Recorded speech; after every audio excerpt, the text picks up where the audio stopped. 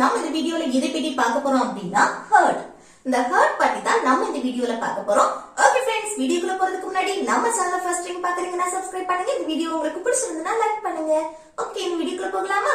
Okay, first என்னன்னா இப்போ hurt அப்படின்னா கேள்விப்பட்ட.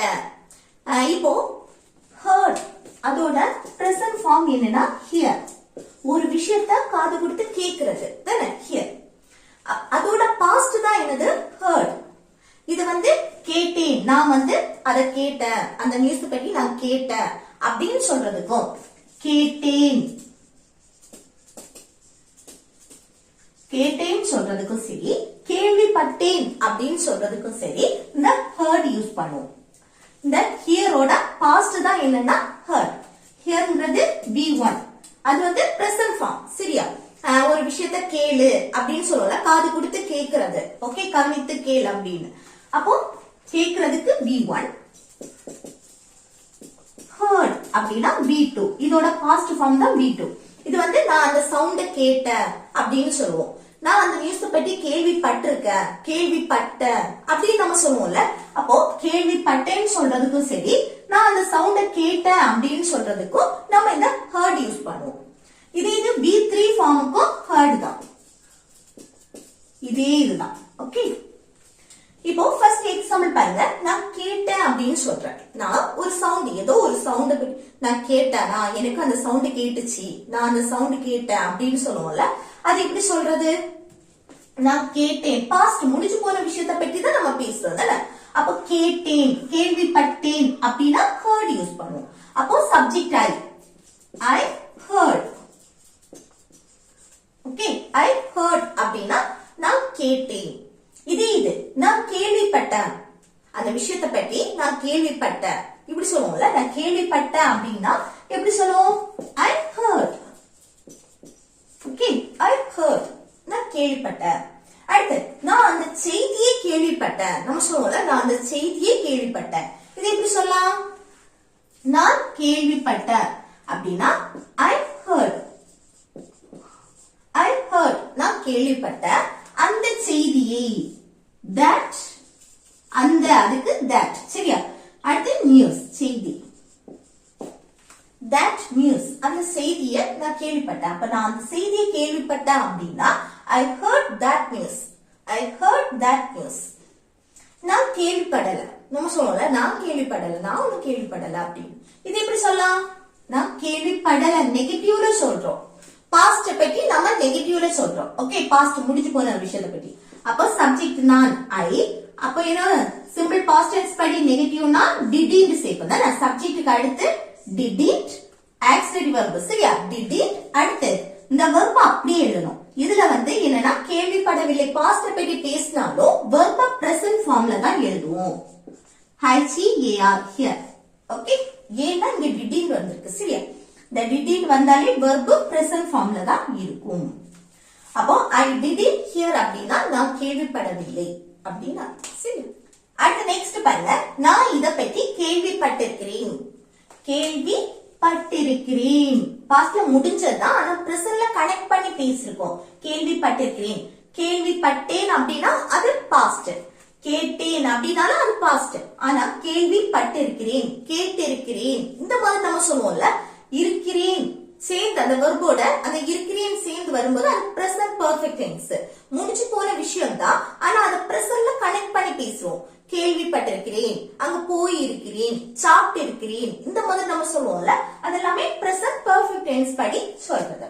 அப்ப எப்படி பிரசன்ட் பெர்ஃபெக்ட் டென்ஸ் படி ஃபர்ஸ்ட் என்ன? சப்ஜெக்ட் நான், நான்னா ஐ. அடுத்து என்ன வரணும்? ஹாவ் இல்லனா ஹாஸ் யூஸ் பண்ணுவோம் தானே. இங்க ஹாவ் வருமா ஹாஸ் வருமா? இங்க ஹாவ் தான் வரும். ஏன்னா சப்ஜெக்ட் ஐ வந்திருக்கு. ஐ வந்தா ஹாவ் தானே. அதுக்கு அடுத்து அந்த வெர்ப். வெர்ப் V3 ஃபார்ம்ல இருக்கும் தானே. ஹர்ட், கேள்விப்பட்டிருக்கிறேன். ஹர்ட் வெர்ப் V3 ஃபார்ம்ல இருக்கும். இந்த heard hear, heard, heard. Okay, அப்ப அந்த ஹியர் இது V2 ஃபார்ம்ல இருக்கும். V3யும் என்னது ஹர்ட் தான் வரும். சரியா? அதே ஸ்பெல்லிங் தான். அடுத்து இதை பற்றி அப்படின்னு சொல்லும்போது பற்றி, அதுக்கு about, இதைனா this. ஓகே, இப்போ நான் நான் இத பற்றி கேள்விப்பட்டிருக்கேன், நான் ஆல்ரெடி இத பற்றி கேள்விப்பட்டிருக்கேன் அந்த அர்த்தத்தை கொடுக்கிறது. அப்போ I have heard about this. I have heard about this.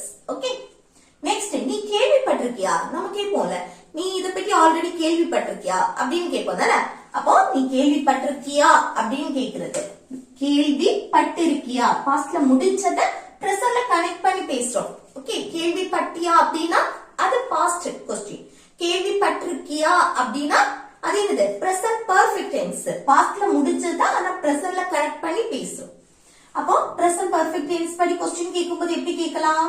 have இல்லனா has யூஸ் பண்ணி தான் கொஸ்டின் கேட்போம். have இல்லனா has. Okay, present perfect tense படி நம்ம கொஸ்டின் கேட்கும்போது have இல்லனா has வரும். சப்ஜெக்ட்ட பொறுத்து, சப்ஜெக்ட் நீ வந்திருக்கு, நீனா you. you வந்தா இங்க have யூஸ் பண்ணி தான் கொஸ்டின் கேட்போம். சரியா? have you. அடுத்து verb வந்து be3 ஃபார்ம்ல தானே இருக்கும். அப்ப கேள்விப்பட்டிருக்கியா? heard. ஓகே, அப்போ have you heard? have you heard?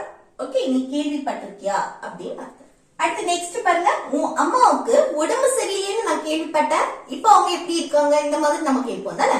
உன் அம்மாவுக்கு உடம்பு சரியில்லைன்னு நான் கேள்விப்பட்டேன், இது எப்படி சொல்லலாம்?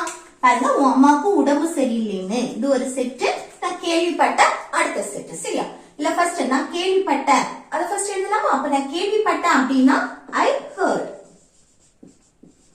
I heard அப்படின்னா நான் கேள்விப்பட்டேன். என்னன்னு? உன் அம்மாவுக்கு உடம்பு சரியில்லைன்னு. அப்போ அடுத்த செட்ல என்னது? இதுதான் noun சப்ஜெக்ட். சரியா? உன் அம்மாவுக்கு. அப்போ your mom. இல்லைனா mother. இப்படியும் சொல்லிக்கலாம், மதர் இல்லனா mom. சரியா? அடுத்து என்னன்னா be verb. சப்ஜெக்ட் அடுத்து நம்ம verb சேர்ப்போம். இதுல be verb வரும். ஏன்னா அவங்களுடைய நிலையை பற்றி கேக்குறோம், அவங்க இப்ப எப்படி இருக்காங்க அப்படின்னு. அவங்களுடைய நிலையை கேட்கும் போது அவங்க be verb யூஸ் பண்ணும் தானே. அப்போ உடம்பு சரியில்லாதது, அவங்க வந்து எப்படி இருக்காங்க, என்னவா இருக்காங்க, எங்க இருக்காங்க, இந்த மாதிரி நம்ம கேட்போம்ல. இந்த மாதிரி நம்ம கேட்கறதுக்கும் சரி, அதுக்கு ஆன்சர் பண்ணும்போது நம்ம வந்து be verb யூஸ் பண்ணுவோம். இப்போ உடம்பு சரியில்லாததை பற்றி நம்ம கேட்கிறோம், அவங்களுடைய நிலையை பற்றி கேட்கறது. அப்ப இங்க be verb தான் யூஸ் பண்ணுவோம். இங்க be verb வந்து am, is, are மூணுல ஒண்ணு. பிரசன்ட்ல நம்ம கேட்கறது பிரசன்ட் பற்றி. அப்போ பிரசன்ட்ல am, is, are இந்த மூணுல ஒண்ணு யூஸ் பண்ணணும். அல்ல சிங்குலர் noun. என்னது? சப்ஜெக்ட் வந்து சிங்குலரா வந்திருக்கு. சோ இங்க is தான் யூஸ் பண்ணுவோம். ஓகே, சிங்குலர்னா is. அடுத்து உடம்பு சரியில்லாததுக்கு sick. ஓகே, அப்போ நான் வந்து உன் அப்பாவுக்கு உடம்பு சரியில்லைன்னு கேள்விப்பட்டேன் அப்படின்னு சொல்றதுக்கு I heard your mom is sick. I heard your mom is sick. அடுத்து அவங்க இப்போ எப்படி இருக்காங்க, இது எப்படி கேக்குறது? அவங்க இப்போ எப்படி இருக்காங்க, அவங்களுடைய நிலையை பற்றி கேட்கிறோம். அப்போ எப்படி இருக்காங்க, எப்படினா how. எப்படினா how. அடுத்து என்ன வரணும்? be verb யூஸ் பண்ணுவோம். ஓகே, அவங்களுடைய நிலையை கேக்குறது, அவங்க இப்ப எப்படி இருக்காங்க. how க்கு அடுத்து be verb is யூஸ் பண்ணுவோம். சரியா? how is ஒரே ஒருத்தங்களை பற்றி தானே கேக்குறோம், so is. அடுத்து அவங்க, இந்த அம்மாவை பத்தி ஃபர்ஸ்ட் எழுதியாச்சு. அடுத்து திரும்ப அவங்கள பத்தி கேட்கும் போது அவங்களுக்கு she. ஓகே, ஒரு பொண்ணை மென்ஷன் பண்றதுனால she. சரி, அடுத்து இப்போனா now. சரி, அப்போ அவங்க இப்போ எப்படி இருக்காங்க அப்படின்னா how is she now? How is she now? Okay, அடுத்து நெக்ஸ்ட் பாருங்க, உனக்கு அரசாங்க வேலை கிடைத்ததாக நான் கேள்விப்பட்டேன். நம்ம சொல்லுவோம்ல, உனக்கு கவர்மெண்ட் ஜாப் கிடைச்சதா நான் கேள்விப்பட்டேன் அப்படின்னு சொல்லுவோமா? இது எப்படி சொல்லுவோம்? உனக்கு கவர்மெண்ட் ஜாப், அரசாங்க வேலை கிடைச்சின்னு இல்ல கிடைத்ததாக நான் கேள்விப்பட்டேன். அப்போ உனக்கு அரசாங்க வேலை கிடைத்ததாக, கிடைச்சின்னு அவ்வளவு ஒரு செட்டு. நான் கேள்விப்பட்டேன் அடுத்த செட்டு. அப்ப நான் கேள்விப்பட்டேன், இது எப்படி சொல்லலாம்? I heard. I heard அப்படின்னா நான் கேள்விப்பட்டேன். என்னன்னு? உனக்கு அரசாங்க வேலை கிடைச்சின்னு, கிடைத்ததாக. பாஸ்ட் முடிஞ்சு போற விஷயத்தை பத்தி தான் நம்ம பேசுறோம். அப்ப எப்படி? சப்ஜெக்ட் உனக்கு, உனக்குனா you. ஓகே, அடுத்த செட்ல உள்ளது. சரியா? அடுத்து என்ன வரணும்? சிம்பிள் பாஸ்ட் டென்ஸ் படி. அடுத்து verb, சப்ஜெக்ட்டுக்கு அடுத்து verb. அரசாங்க வேலை கிடைத்ததாக. கிடைக்கிறதுக்கு இங்கிலீஷ்ல என்னது? get. அதோட பாஸ்ட் கிடைத்தது got. Okay, got. அடுத்து என்ன? அரசாங்க வேலை, a government job.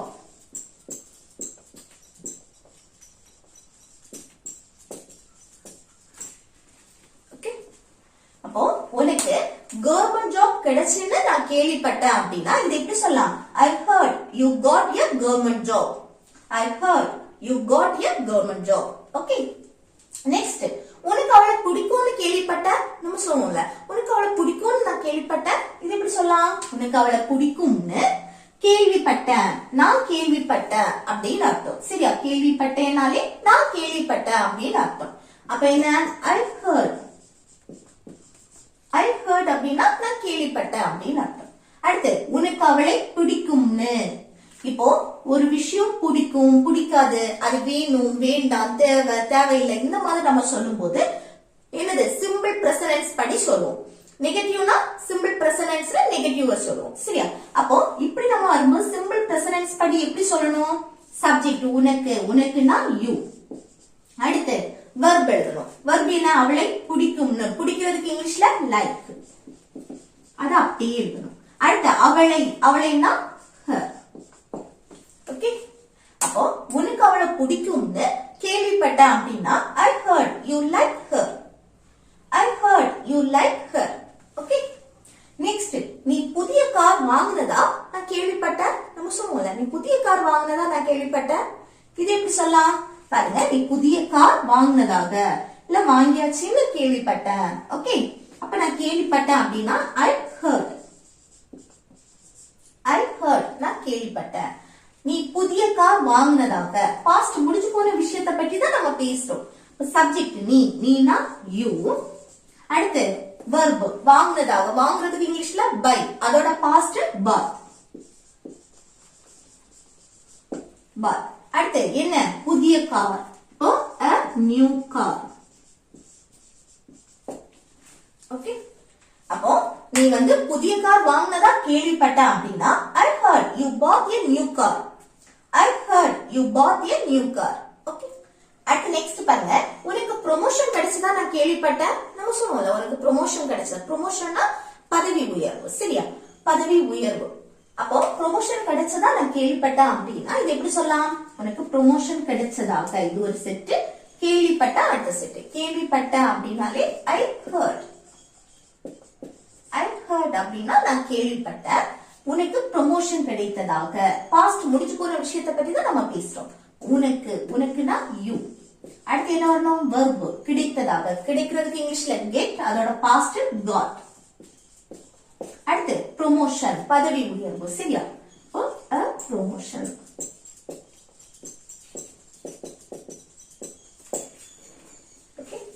அப்போ உனக்கு ப்ரமோஷன் கிடைச்சதா நான் கேள்விப்பட்டேன், உனக்கு பதவி உயர்வு கிடைச்சதா நான் கேள்விப்பட்டேன் அப்படின்னா I heard you got a promotion. I heard you got a promotion.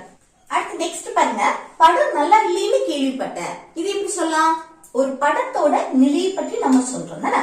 படம் நல்லா இல்லைன்னு இது ஒரு செட். அடுத்து கேள்விப்பட்ட அடுத்த செட் தானே. அப்ப கேள்விப்பட்ட, நான் கேள்விப்பட்டேன் இல்ல கேள்விப்பட்டேன் அப்படின்னு சொல்றதுக்கு I heard. I heard அப்படின்னா நான் கேள்விப்பட்டேன். என்னன்னு? படம் நல்லா இல்லைன்னு. அந்த படம் நல்லா இல்லைன்னு. அப்போ படம் இதுல என்னது? படம் நல்லா இல்லைன்னு இந்த செட்ல அந்த படத்தை பற்றி நம்ம பேசுறோம். இப்ப இல்ல என்னது? சப்ஜெக்ட், அந்த நவுன் எது? படம். the movie. ஓகே. இதுதான் என்னது? சப்ஜெக்டா நம்ம எடுக்கிறோம். இந்த படத்தை பற்றி தான் நம்ம பேசுறோம். அதோட நிலையை பற்றி, அது எப்படி இருக்கு, நல்லா இருக்கா, நல்லா இல்லையா அப்படின்னா அந்த படத்தோட நிலையை சொல்றோம். அப்ப இங்க be verb யூஸ் பண்ணணும். சரியா? இப்போ ஒரே ஒரு படத்தை நம்ம மென்ஷன் பண்றோம். அப்போ ஒண்ணு நம்ம மென்ஷன் பண்றதுனால நம்ம இங்க is யூஸ் பண்றோம். பிரசன்ட்ல சொல்றது. ஓகே. is. அப்போ அடுத்து என்ன வரணும்? நல்லா இல்ல, நெகட்டிவ். அப்போ not good.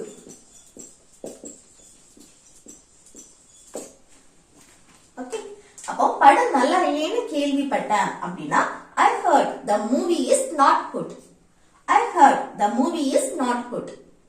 அடுத்து நெக்ஸ்ட் பாருங்க, பாலா கீழே விழுந்ததா கேள்விப்பட்டேன். நம்ம சொல்லுவோம்ல, பாலா வந்து கீழே விழுந்ததாட்டு கேள்விப்பட்டேன். இது எப்படி சொல்லலாம்? கேள்விப்பட்டேன் அப்படின்னா I heard. I heard அப்படின்னா கேள்விப்பட்டேன்.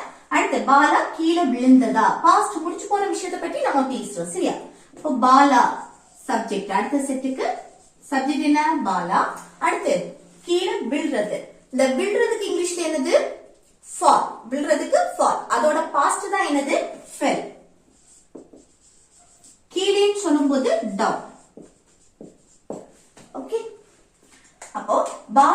விழுந்ததா கேள்விப்பட்டேன் அப்படின்னு சொல்லும்போது I heard Bala fell down. Okay, I heard Bala fell down. Bala கீழே விழுந்ததா கேள்விப்பட்டேன் அப்படி. அடுத்து நெக்ஸ்ட் பாருங்க, அவன் இங்க வந்திருக்கான்னு கேள்விப்பட்டேன். நம்ம சொல்லுவோம்ல, அவன் இங்க ஊருக்கு வந்ததா கேள்விப்பட்டேன் அப்படி எல்லாம் நம்ம சொல்லுவோம்ல, உன் வீட்டுக்கு வந்திருக்கான்னு கேள்விப்பட்டேன் அப்படின்னு. அப்ப அவன் இங்க வந்திருக்கான்னு கேள்விப்பட்டேன். அப்ப நான் கேள்விப்பட்டேன் அப்படின்னா I heard. I heard அப்படின்னா நான் கேள்விப்பட்டேன். அடுத்து அவன் இங்க வந்திருக்கான்னு, இது வந்து என்ன டென்ஸ்ல? Present perfect tense. இங்க பாருங்க, வந்தான்னு அப்படின்னு சொல்லும்போது அது என்னது? Past tense.